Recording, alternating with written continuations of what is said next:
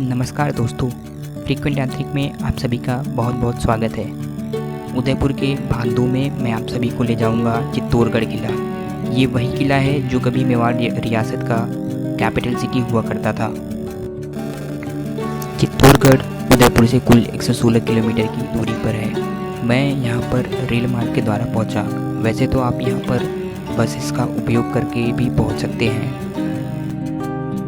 चित्तौड़गढ़ किले के अंदर जाने के लिए कुल 7 गेट जो क्रमशः इस प्रकार हैं: पादन पुल, भैरव पुल, हनुमान पुल, जोतला पुल, लक्ष्मण पुल तथा राम पुल है। यह किला इंडिया के कुछ सबसे बड़ी किलों में से एक माना जाता है, जो कि 2.8 किलोमीटर या फिर 400 एकड़ में बना हुआ है।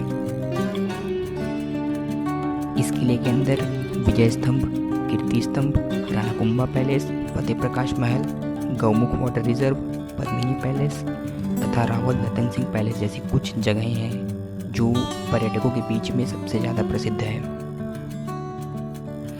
इस किले के भीतर कुल 84 वाटर बॉडीज़ पानी की आवश्यकताओं की पूर्ति के लिए बनवाई गई थी, जिनमें से अभी केवल 22 वाटर बॉडीज़ ही शेष बची हुई हैं। इन वाटर बॉडीज़ का उपयोग राजा महाराजाओं के ज़माने में उनकी पानी की आवश्यकताओं की पूर्ति के लिए किया जाता था।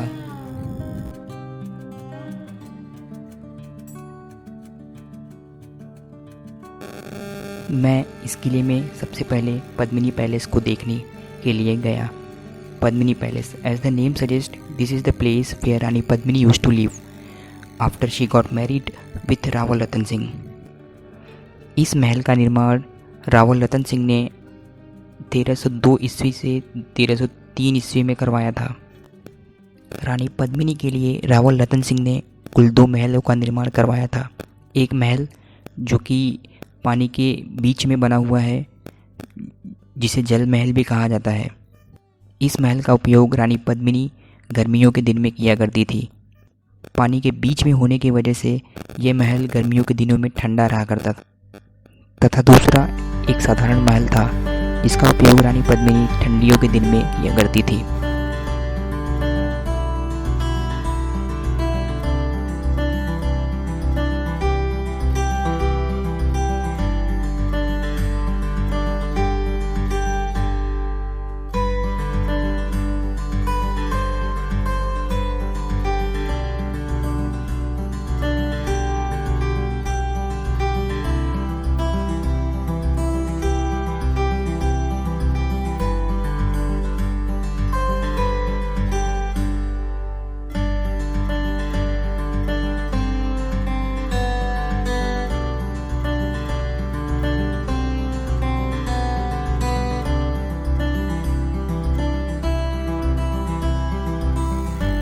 पद्मिनी पैलेस देखने के बाद भटकता हुआ मैं एक अनजान महल में जा पहुंचा। जहां पहुंचने पर एक लोकल ने मुझे बताया कि किसी ज़माने में ये महल महाराणा कुंभा के सेनापति का हुआ करता था।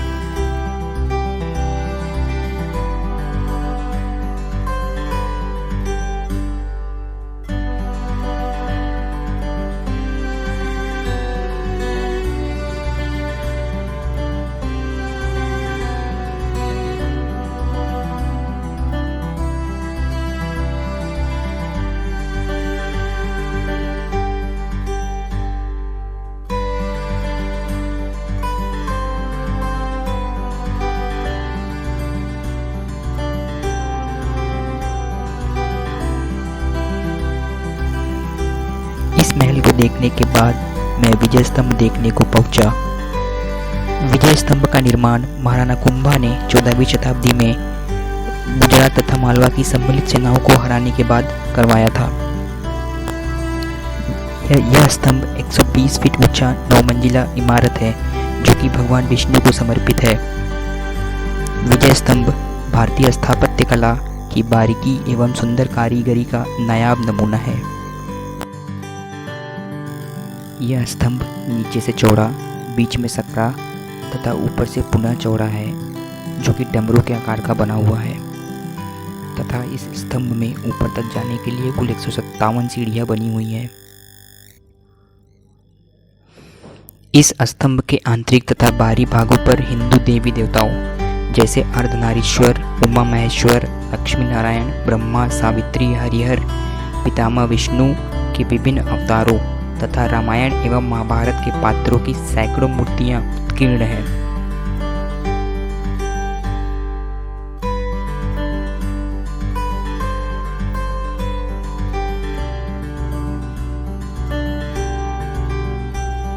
विजय स्तंभ से सट के बाईं ओर एक जौहर कुंड भी है, जहाँ पे रानी पद्मिनी ने हजारों क्षत्रानियों के साथ में जौहर किया था।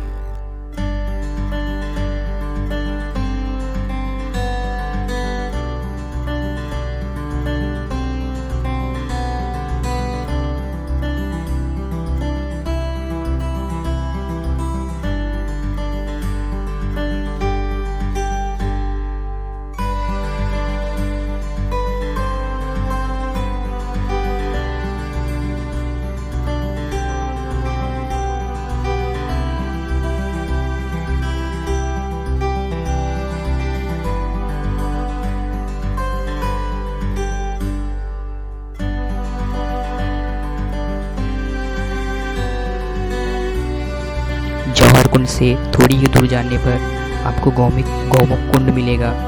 यहाँ एक चट्टानों के बने गोमुख से प्रकृति भूमिगत जल निरंतर एक झरने के रूप में शिवलिंग पर गिरती है।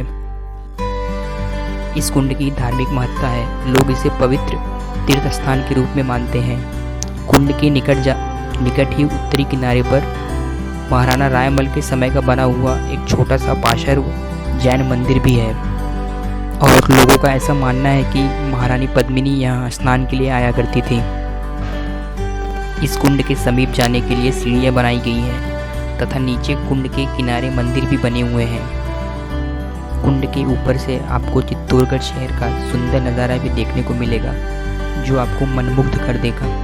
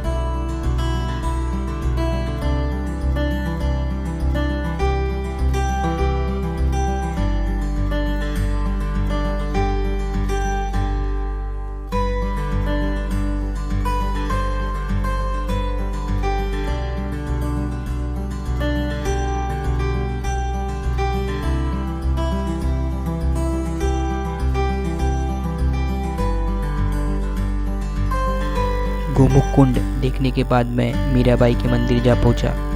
इस मंदिर को पहले कुंभ श्याम का मंदिर भी कहा जाता था, लेकिन बाद में यह मंदिर मीराबाई के मंदिर के नाम से प्रसिद्ध हुआ। इस मंदिर के भीतर भांतिमती मीरा व उनके आराध्य मुरलीधर श्री कृष्ण के सुंदर चित्र बने हुए हैं तथा मंदिर के सामने एक छतरी भी बनी हुई है।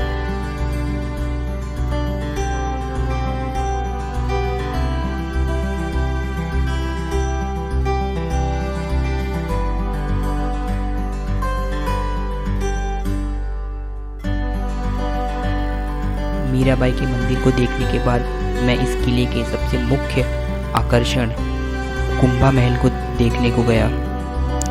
कुंभा महल, जिसका निर्माण स्वयं महाराणा कुंभा ने 13वीं शताब्दी में करवाया था, खंडहरों के रूप में होते हुए भी यह महल राजपूत शैली की उत्कृष्ट स्थापत्य कला को दर्शाती है।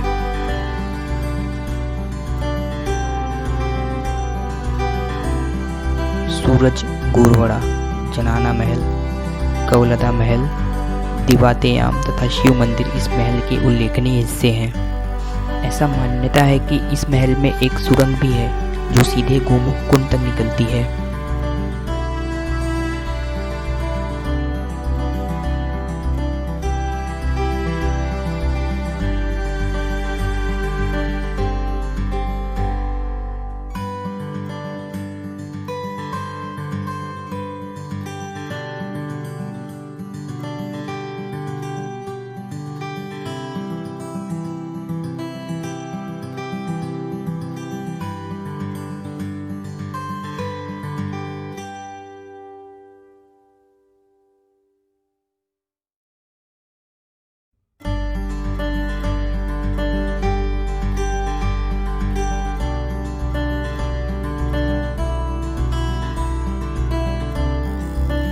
महल को दो हिस्सों में बांटा गया था।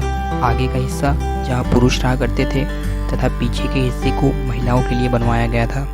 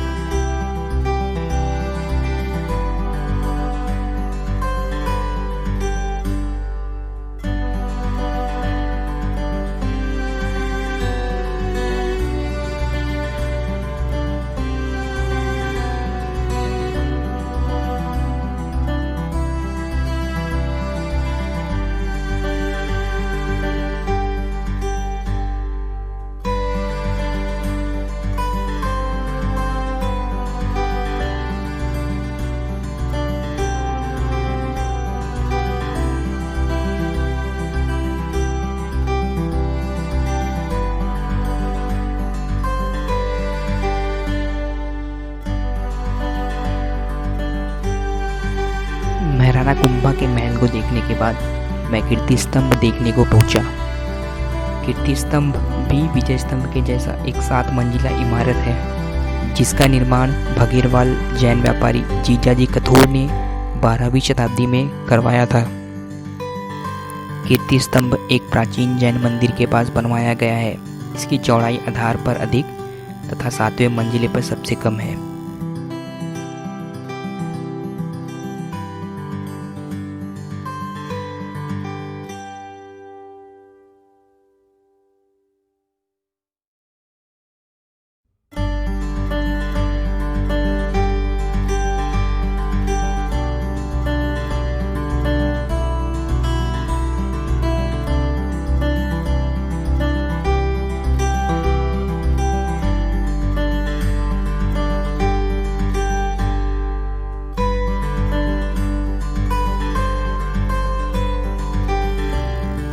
कीर्ति स्तंभ से थोड़ी ही दूर पर स्थित है रावल रतन सिंह जी का महल। यह महल अपने अनूठे वास्तुकला के लिए काफी प्रचलित है। महल के पास पहुंचते ही आपको सबसे पहले एक तालाब दिखेगा। तालाब के किनारे बनी सीढ़ियां ये साफ दर्शाती हैं कि किसी ज़माने में इस तालाब का उपयोग शाही परिवार नहाने के लिए किया करता होगा।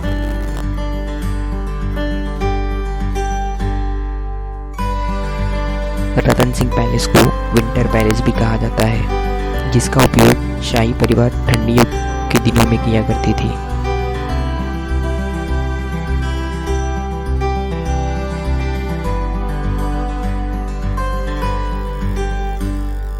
इन सभी चीज़ों के अलावा किले के भीतर एक म्यूजियम भी स्थित है, जो पहले राणा फतेह सिंह के महल के नाम से जाना जाता था, लेकिन बाद में उसे एक म्यूजियम में कन्वर्ट कर दिया गया।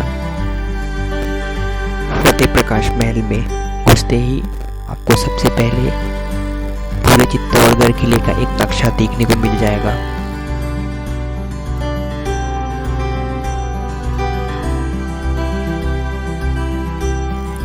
यहाँ से अंदर जाने पे आपको युद्ध में उपयोग किए जाने वाले हथियार जैसे कि भाला, तलवार, कुदाल तथा बंदूकें देखने को मिल जाएंगी। म्यूजियम के दूसरे मंजिले पे जाने पर आपको मेवाड़ रियासत के राजाओं की पेंटिंग्स भी देखने को मिल जाएंगी।